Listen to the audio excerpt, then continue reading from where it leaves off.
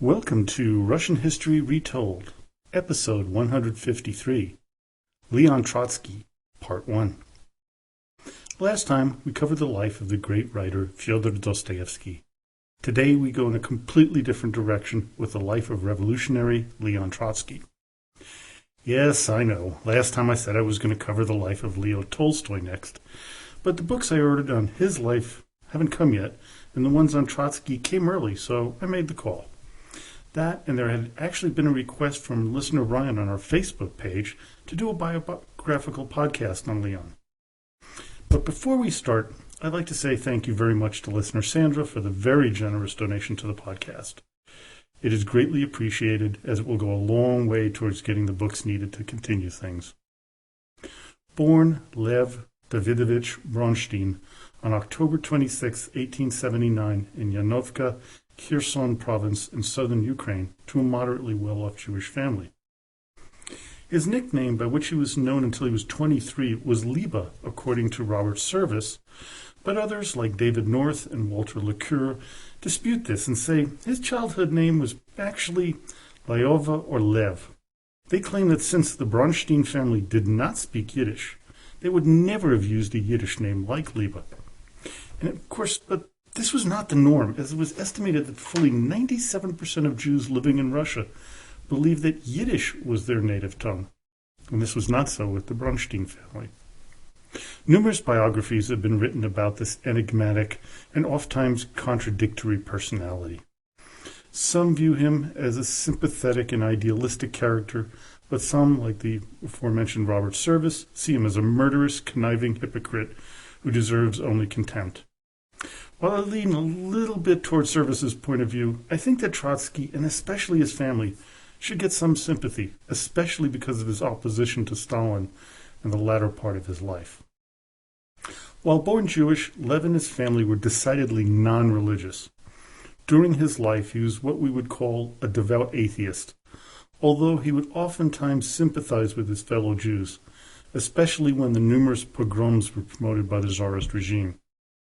Because of his lack of ability to speak Yiddish, he really had very few real close friends when he was growing up. He was the fifth child of 8 fathered by David Leontovich Bronstein and his mother Anna. The family spoke a combination of Ukrainian and Russian known as Zurzik. They were a prosperous family who worked hard for a living. David built up his farm by taking over farms of other Jewish people normally, and those who couldn't farm very well, or not enough to sustain themselves. He was a very shrewd businessman who prided himself on his success. Kind of ironic that he would be the very type of person Trotsky would despise when he grew up.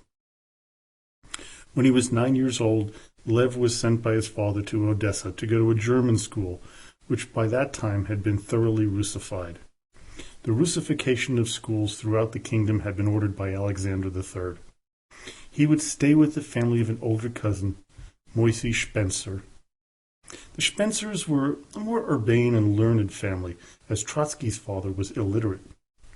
The cousins nurtured the young boy, introducing him to classic literature, both Russian and European.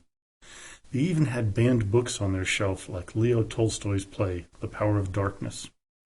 Politically, they were somewhat liberal, but not radical at any level. As for the Tsar, quote, there was dissatisfaction, but the regime was held to be unshakable. The boldest dream of a constitution is possible only after several decades. Talk of politics, though, was hush-hush around the young boy, as Lev put it, quote, because they were afraid I might say something censurable at school and get myself into trouble. They went so far as to avoid newspapers in the house, lest they would put radical ideas into his head. After Alexander II's assassination in 1881, stricter laws against Jews were set to restrict them from a number of positions, especially when it came to secondary school. A quota of 10% of Jews in school was decreed, which meant that you had to pass a test to get into them. The first year, 1887, young Lev failed, but got in the following year. This was the first time that he encountered prejudice against the Jews, but of course it would not be the last time.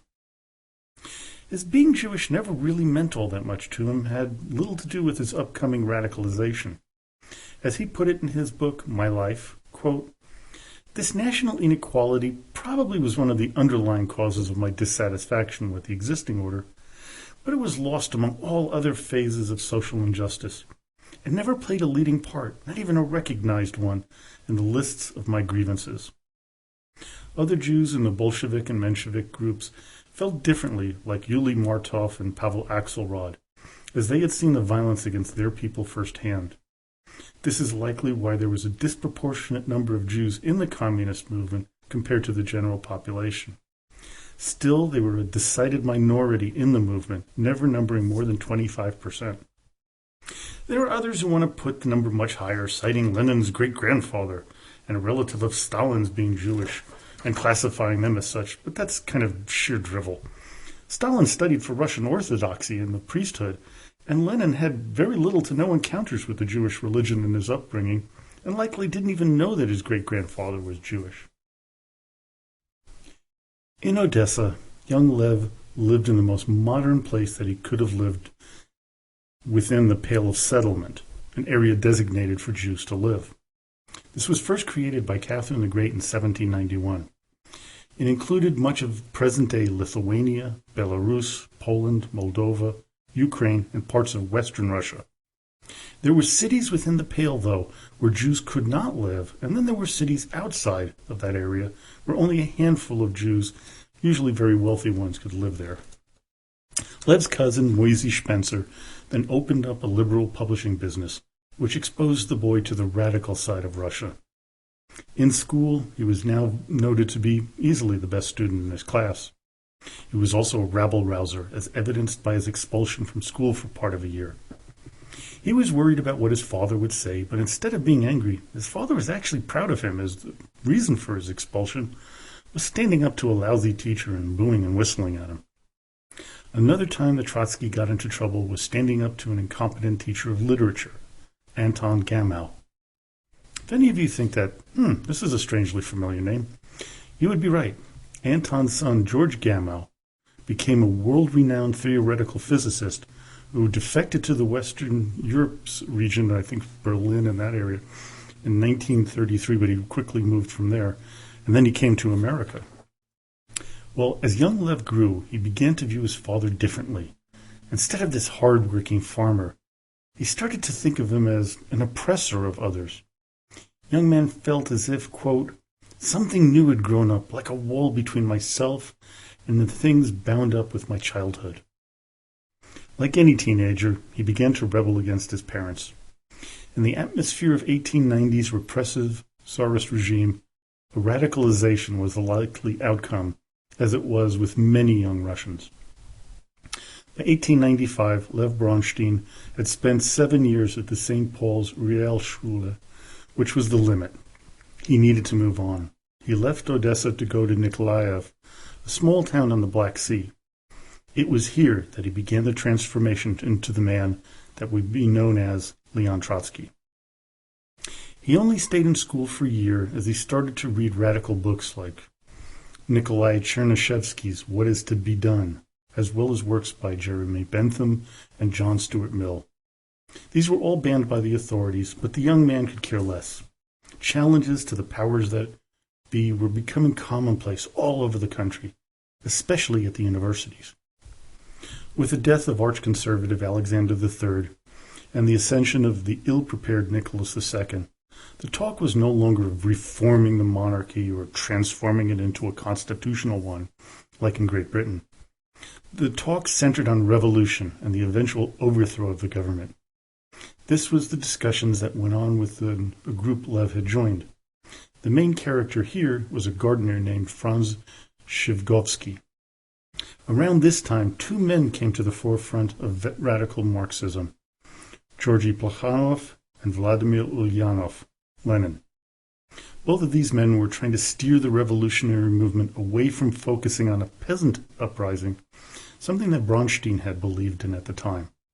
This was known as the populist movement and was to set up the dispute between Trotsky and Lenin that would rage on in the future. Within the group that Lev hung out with, he was quickly becoming known as one of the brightest stars because of his wit and intelligence. He also met a woman named Alexandra Sokolovskaya, who he debated kind of rudely. She left the group because of him, thinking, "Oh, I'd never want to see this man again." But, of course, she would be wrong. In 1897, he began to organize workers in Nikolaev into a group known as the South Russians Workers' Union. Here he came back into touch with Alexandra, who began to see the young man in a different life. Lev began to dive into something that would show off his genius: journalism. His first newspaper was Nasze Delo, or Our Cause. As Joshua Rubinstein puts it in his biography of Leon Trotsky, quote, "Lev was establishing a distinct pattern in his life. His revolutionary activity and his professional life as a journalist and editor rested on the steadfast belief in the power of the word." Basically, Trotsky believed that he could talk his way out of any problem or change people's minds with his oratorical and writing skills. It is this brash, egotistic opinion of himself that was to be his downfall later in life when he battled Stalin for control of the Bolshevik Party and the Soviet Union. His work, though, did not go unnoticed by the authorities. A roundup of revolutionaries began in January of 1898, with the young 18-year-old Lev Bronstein being arrested on the 28th after attempting to hide out in the countryside. He was sent to the prison in Nikolaev, the first of 20 prisons he was to go into over the next few years. The jails of the Tsarist Russia were pit holes of despair. Torture was not out of the question, which caused some to commit suicide, go insane, or agree to spy on their federal radicals like Stalin supposedly had done. Lev was spared the torture, but was put into isolation, which was especially hard on the young man. As he put it, quote, "The solitude was unbroken, worse than any I had ever experienced afterward." By the summer, Lev was transferred to a prison in Odessa, where he was allowed to have access to the library. It was here he began to hear about the works of Lenin, and when he was transferred to a jail in Moscow, he somehow got his hands on his book, The Development of Capitalism in Russia, the book that would turn Lev Bronstein into a Marxist. In the Moscow prison, he would marry Sokolovskaya and would also learn their fate. Exiled to Ust-Kut and Vikholensk in the Irkutsk region of Siberia. It would take them 3 months to make it to one of the transit prisons, where they were put on a barge to head to their final destination on the Lena River, which took an additional 3 weeks. Here, Lev began another newspaper, the Eastern Review, under the pen name Antid Aro. He met other radicals here like Felix Dzerzhinsky, the first head of the dreaded Cheka secret police under the Bolsheviks. He also came into contact with Mikhail Uritsky, who would become the head of the Petrograd Cheka. They debated how the revolution should be run, arguing about whether to start with the assassination of the Tsar's ministers or not. Lev said, quote, "Our task is not the assassination of the Tsar's ministers, but the revolutionary overthrow of Tsarism." In 1902, he received his first copy of the Marxist newspaper Iskra, or Spark. One of its editors was none other than Vladimir Lenin. Based in Zurich, Switzerland, Lenin had left exile in Siberia in 1900 and was granted permission to leave Russia. The newspaper and the book that Lenin had authored, which was also called What Is to Be Done, made Lev realize that he had to head out to Europe and join these people. By now, Bronstein and Sokolovskaya had 2 young children, both girls, Zinaida and Nina, 2 tragic figures in the life of Trotsky, and that you'll hear in the next episode. Alexandra knew that she could not keep her husband with her, and actually permitted him to attempt an escape. She would only see him a few times after that, and amazingly would never condemn him for leaving her, even when Stalin had her captured, tortured, and eventually murdered. Lev Bronstein made his way out of the camp and was given a false passport under his new name, Leon Trotsky. He eventually made it to Samara, where he was given another name, Pero, or the Pen. By now, Lenin had heard of the young revolutionary and sent a message to him that he needed to make his way to London via Zurich and Paris. In October 1902, Leon Trotsky knocked on the door of Lenin's apartment 3 times, as he was told to do so. Lenin was still in bed, so his wife, Nazhda Krupskaya, opened the door and greeted Trotsky. She went to her husband and announced, "The pen has arrived." He was quickly introduced to the 6 members of Iskra's editorial board: Vera Zazulich, Yuli Martov, Georgy Plekhanov, Pavel Axelrod, and Alexander Potrasov. Lenin wanted to put Trotsky into a position as an editor as well, because it was equally divided at the time, which led to these disputes going on for weeks with no resolution. Hoping that Leon would break the ties in his favor, Lenin made the proposal but was shot down by Plekhanov.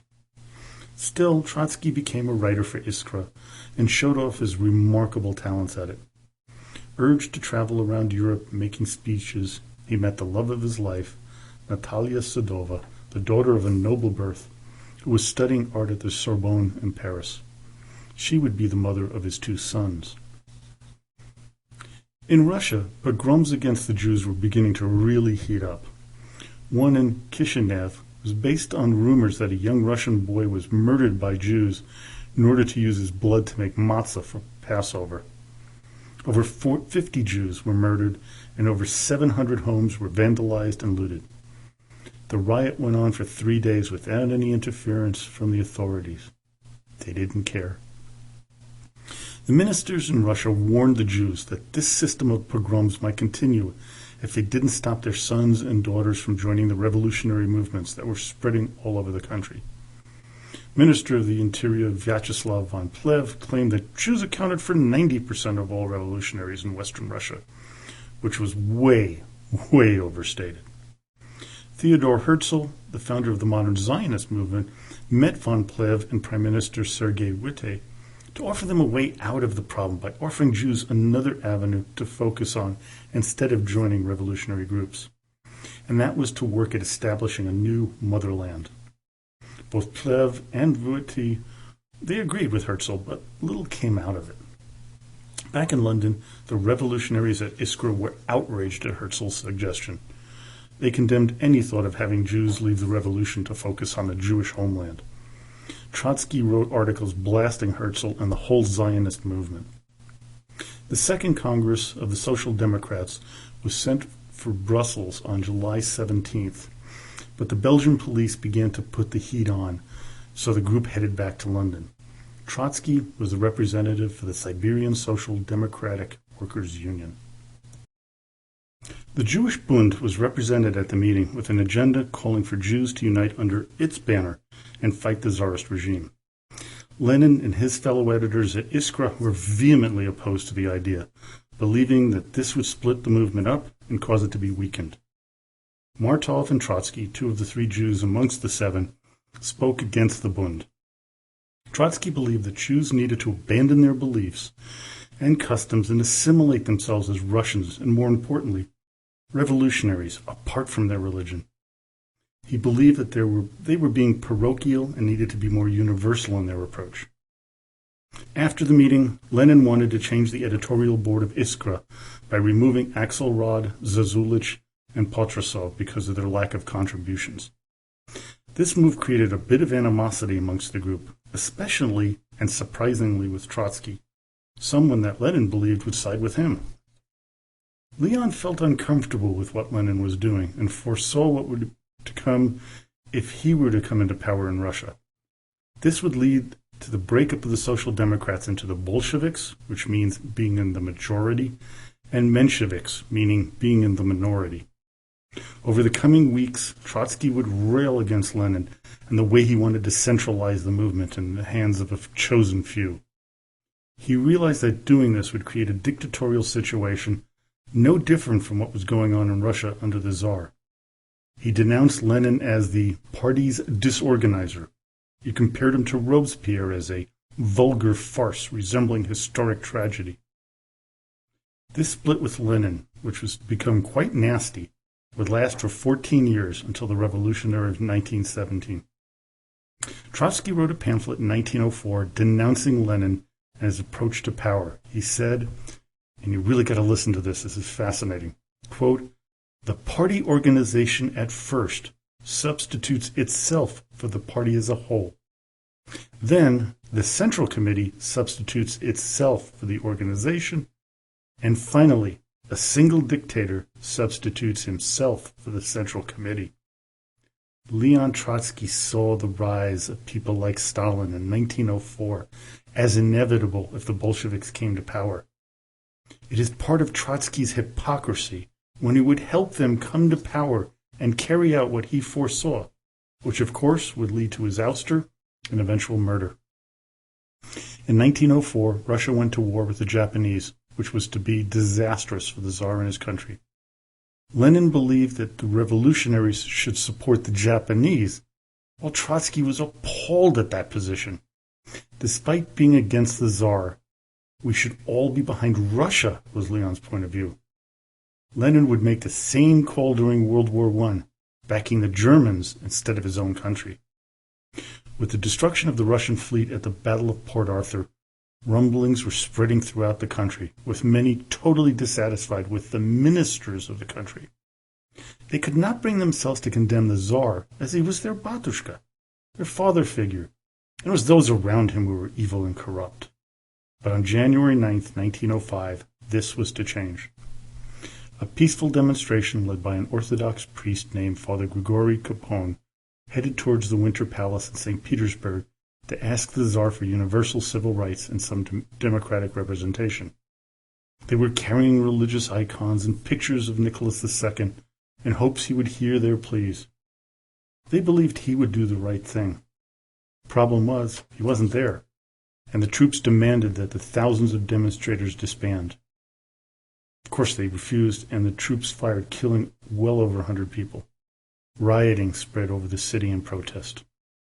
In Geneva, Trotsky heard of the news and was thrilled. He wrote, quote, "We have weighted her. We have never doubted her. For many years she was only a deduction from our doctrine, at which the non-entities of every political shade mocked. With her first sweep, she has already uplifted society. Before January 9, our demand for a republic seemed fantastic, doctrinaire, and disgusting to all liberal pundits. One day of revolution was enough. One magnificent contact between the Tsar and the people was enough for the idea of constitutional monarchy to become fantastic, doctrinaire, and disgusting. The real monarch has destroyed the idea of the monarch. The revolution has come, and she has put an end to her political childhood." Trotsky believed the revolution to overthrow the Tsar was at hand. He was close, but not close enough. He headed towards Russia, stopping in Vienna to stay with his friend Victor Adler and raise money, before he headed off to Kiev, where he'd meet up with his second wife, Natalia Sadova. Well, I hope you enjoyed today's podcast. Join me next time as we cover the revolutionary years of the life of Leon Trotsky from 1905 to around 1917. Don't forget to drop by the blog site where you can, if you'd like to, make a donation, big or small, to keep the podcast going. Also, join us on Facebook as well, where you can ask a question, leave a message, or make a suggestion. So as always, до свидания и спасибо большое.